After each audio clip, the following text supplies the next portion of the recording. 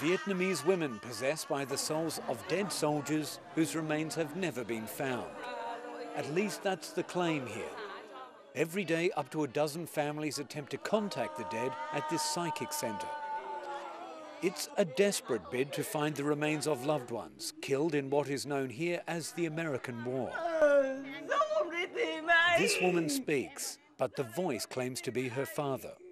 He tells gathered relatives he was shot through the face by US soldiers and names the province where his body is buried in an unmarked grave.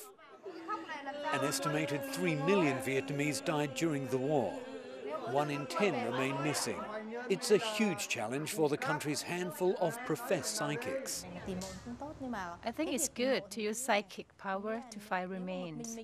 But there are not many people who have this power, and certainly not enough to find all the remains, because there are so many out there. There have been plenty of cases of proven fraud, but also enough high-profile success stories that even the government and state-run press now acknowledge them. As a consequence, in the past 3 years, psychic MIA searches have gone from novelty to social phenomena. This man's brother died in a US airstrike, but his diary survived. A skeptic at first, before a psychic repeated every detail of his brother's last months without ever having read it. I believe the first psychic, but I want to make sure.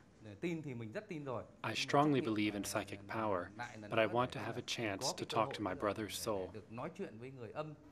For this woman, the long search is over.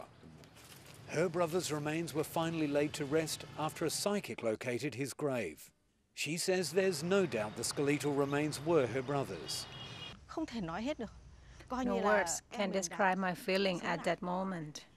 It was just like my brother had come to life again. I couldn't hold back my tears when I saw his grave. I wanted to hug him, but I couldn't. With little in the way of forensic capabilities or battlefield archives, skeptics and the government can provide no real alternative. At least 300,000 Vietnamese remain missing in action. But for the families of fallen soldiers like these, it's a case of hundreds of thousands of souls still trying to return home.